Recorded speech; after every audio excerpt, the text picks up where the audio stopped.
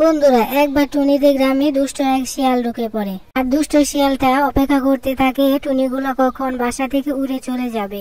যেই না তারা উড়ে চলে যায় তখনই দুষ্ট শিয়ালটা এসে বাসার নিচে দাঁড়ায়। আর যখনই দেখলো বাসার নিচে কেউ নেই তখনই শিয়াল চুপি চুপি গিয়ে টুনি পাখিদের সবগুলা ডিম খেয়ে ফেলে।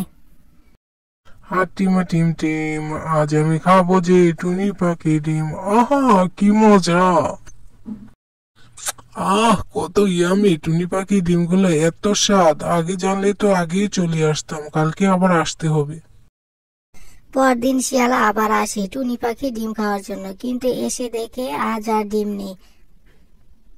এটা কি হলো? আজ তো একটা টুনি পাখির বাসায় ডিম নেই। এখন আমি কি খাবো? আমার তো খুব খিদা পেয়েছে। টুনি পাখির ডিমগুলো খুব স্বাদ ছিল, এখনো মুখে লেগে আছে। কি মজা ছিল! তারপর শিয়াল খাবারের খোঁজে হন্যে হয়ে ঘুরতে থাকে। কিছুক্ষণ পর হঠাৎ করে এক বড় গাছের নিচে শিয়াল একটা বড় ডিম দেখতে পায়। শিয়াল খিদে ছুটে কোনো কিছু না ভেবে ডিম খেয়ে ফেলে।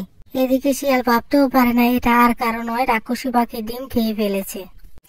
খাবার শেষ হতেই শিয়াল সেখান থেকে চলে যায়। একটু পর রাক্ষস পাখি ফিরে এসে দেখে তার ডিম নেই। তখন তো সে রেগে মেগে আগুন হয়ে যায়। তখনই তার কাছে আসে টুনি পাড়ার এক ভালো ডাইনি। সেই ডাইনি এসে তাকে বলে যে রাক্ষস পাখি তো ডাইনির কাছ থেকে এই কথা শুনে শিয়ালের প্রতি আরো ভয়ঙ্কর ভাবে খেপে যায়।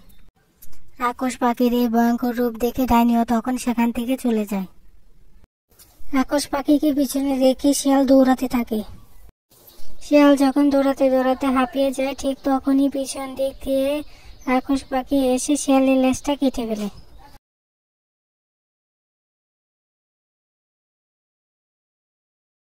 তুই এমন একটা কাজ করতে পারলি? তুই আমার লেজ কেটে দিলি কেন? আমার কি যে ব্যথা করছে এখন!